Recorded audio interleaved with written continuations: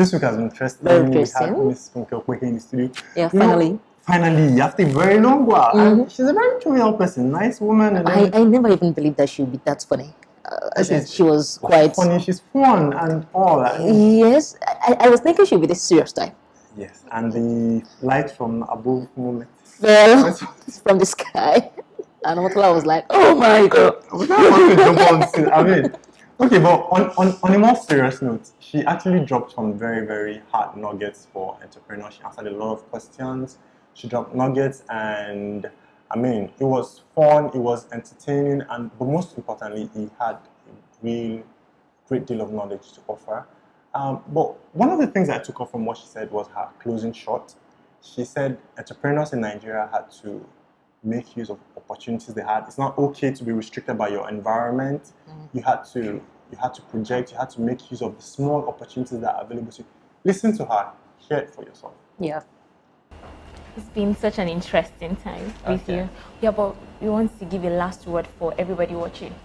I think what I'd like to say for people who have an entrepreneurial dream is that our environment is tough, but that's why the opportunities exist, right? In terms of global indices for economic development or GDP per capita, you look at Nigeria and we're way down there. But the flip side of that is that the opportunities exist. Would I have had the opportunity to create a startup company to build infrastructure like this in an advanced market? Probably not, because there are large companies already established who do that.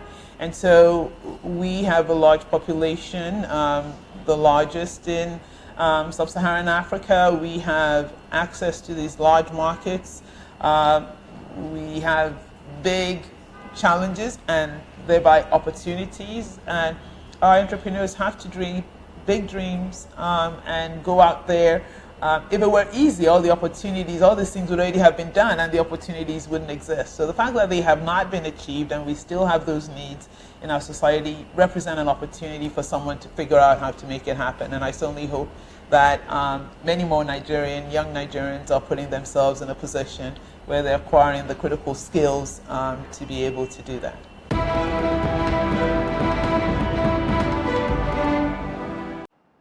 That was Mrs. Funke Okweke, the CEO of Main One Cable, giving some wisdom nuggets to entrepreneurs and everybody in general.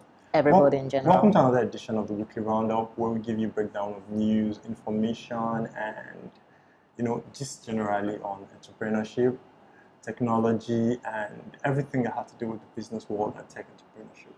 I'm Paulo Victor. And I remain Grace Akinyoshin. Now, this week we have loads of gist. I mean, from startups to there's plenty money raised. Okay, we'll get to that part. Yeah, Let's talk about I'm excited. I feel like jumping off my chairs already. And there is not too good news. There is the government has to be somewhere, definitely. Always. Just stay tuned, stay with us. All right. Grace to give you. Thank you very much, Victor. Okay, well, recently we know that startups have been emerging in several industries in Nigeria, and guess what? The events industry is not left out. And this was why we couldn't just resist the urge to know why OgaVenue and the founders of OgaVenue actually chose the events industry to venture into. And guess what? We find out some mind-blowing facts. One of them is that the event industry of Nigeria is actually worth $20 billion. I'm going to repeat that. $20 billion. You know what? This is a big deal. Because the e-commerce industry is how much? $13 billion. $13 billion, yeah. And events industry that we don't have so much startups, people flocking into is. To be honest, I'm not surprised. Considering the culture of events in Nigeria, everything has an event. The Owambes, the traditional weddings, the birthdays. Every weekend. There are hundreds of events in Lagos, in Nigeria. So I'm not surprised. Look, 20 billion is a big figure. It's a big deal. It's a big deal. I wasn't surprised. Well, I was surprised. Okay, there's so many mind-blowing facts. You should, in case you missed the article, you should actually check it out on Entrepreneurial. I'm sure you'll be amazed. Yes. So 2 startups from Africa have won $50,000. Wow. Are you one of them? No. Oh. In grant money.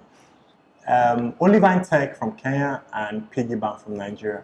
Now, Olivine Tech is a startup that helps with solutions to ICT problems, and piggy banks helps customers to save on a daily, weekly, and monthly basis. They won this monies in the FinTech Africa 2017 competition, is what it is, yeah? I mean, big deal. I mean, it's always a good thing when a startup from Nigeria and Africa as a whole raises some money, because, I mean, it's a big deal. It's a big deal. Money is necessary to grow. You know, there's something really funny about piggy bank. Okay. I don't know if you experienced it, but when we were little, there's this colo usually. Small saves. Small saves. You call it colo, that's the local. Yeah, they're piggy banks. They're piggy banks, and imagine making a startup out of that. I'm sure nobody thought about this 10, 20 years ago. Piggy bank is one startup I think are solving a very major problem in Nigeria. They are. I really appreciate what they do. I'm happy for them. This $50,000 will go a long way in shoring up operational costs and whatnot. It will. I'm happy for them. It will. All right, to further highlight the heights that Nigerian startups are making, the former executive of DealDey and Konga, by the name, do you know his name? All right, Etop Ikpe just raised $5 million for a startup, Car 45. The startup is how old again? It's just 1 year old. I mean, it's mind-blowing, and that's a huge sum. Really, there are a lot of startups that do cars online in Nigeria. They sell cars. Is that not his? He's a car, yes, automobile startup. So it will be interesting to watch what fresh and refreshing angle, what new angle is going to bring to the whole thing. Because I mean, the money is huge, and it must be helped to something to raise that amount. He's not the first, so he has to have an angle. So I am waiting to see. But in the meanwhile, yeah, congratulations to him, and we wish him good things. Now, still in the vein of monies raised, Nigerian online educator PrepClass raised $322,000 in grants. Wow. From the GSMA Ecosystem Accelerator Fund, excuse me. And yeah, more money. More money. More money, more money. And yes, we are looking forward to seeing progress. We're looking forward to seeing more exploits. Exploits, growth. I mean, money is supposed to translate to growth. I mean, look at the month. We just concluded the first quarter of the year. Yes. And Nigerian startups are really making this big. Okay, I didn't think about it this way. So maybe this is the second quarter thing, yeah? Yeah. And in 2015, there was a lot of fundraising. Yes. 2016 saw a 17% increase when you talk of Nigerian startups raising funds. And now this is 2017, barely in the second quarter, and big things are happening. Everybody is raising hundreds of thousands of dollars. In fact, this year is looking good. I mean, I hope all this money is translated to progress, because that's what really is. Really need. That's what is necessary, and that's what we're looking forward to. All right. Don't tell me you're not aware of CNN's, which has quite visit to Nigeria. Is Nigerian jollof rice the best jollof rice? I don't know. That was the topic of contention. That was what everybody was about. Yeah, but Richard Cross was in Nigeria. All right, Richard Cross was in Nigeria, and in case you don't know now, you do. We're present at a business party with him, and he made some good highlights about how technology is the potential future of Nigeria. Yeah. I mean, the guy made serious points, and I think as a willing entrepreneur, you've got to check it out. He talked about the youth being Nigeria's secret weapon, about how technology is, like, the technology part is not something we didn't know, it's something we're banking on. It's something we know, but I don't think we have actually keyed into the full, like what Funke Okweke said when she came to our Hammer section. She said, big challenges represent big opportunities. Yes, true. And technology is a way that we can actually solve it. So I agree with Quest. We still have to launch into it. Yes, true. On the other hand, again, maybe hearing it from somebody outside Nigeria will give it a deeper meaning for us. See, why, Tabi? That kind of thing. I don't know. Maybe everybody around says it. I mean, the ecosystem, the tech cluster is still small. We're still trying to convince business people and the conventional business people that this is the future. Everybody is still like, maybe if they hear from somebody they know, they'll believe it. Yes. So now, these are key performance indexes you need to watch for in a startup. Now, if you run a startup, there are things you should look out for, and that signal growth, a signal that you're making progress from the customer retention rates to so many other keys that you need to Customer watch out acquisition for. costs, Customer acquisition revenue costs, rates, and the rest of and them. stuff like that. You need Okay. to watch out for them. Now, there's a post, the 5 KPIs you need to watch out for as a startup, that details these KPIs and how to calculate them.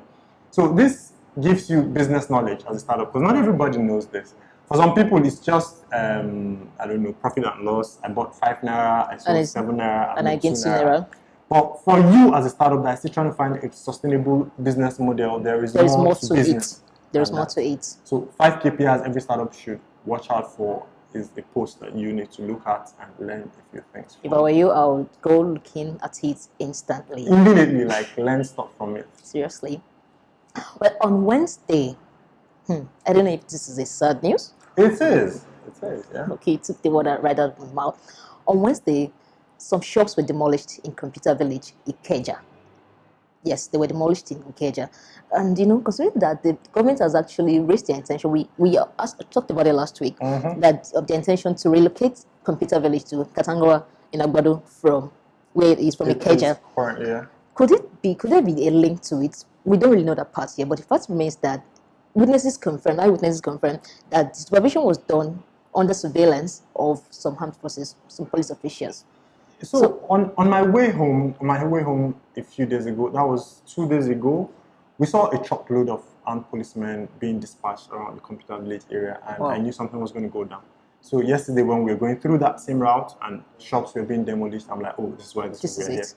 This is really disheartening, considering that this Computer Village is a landmark, it's a business for many people, but on the other hand, again, there are rumors, because until the official statement, you can't really tell. Speculations and what people say. There are talks that they have been given advance warnings, and somebody we talked to said they've been hearing this since the time of fashion. Wait, is it that they've been hearing it or they were officially warned? Yes, officially warned. Hearing it, in Nigeria, those are two very relative terms. Like, they've been told that this will happen, to relocate, for a while. And they've been taking the whole thing with levity, like nothing fair upon. All right. So this may be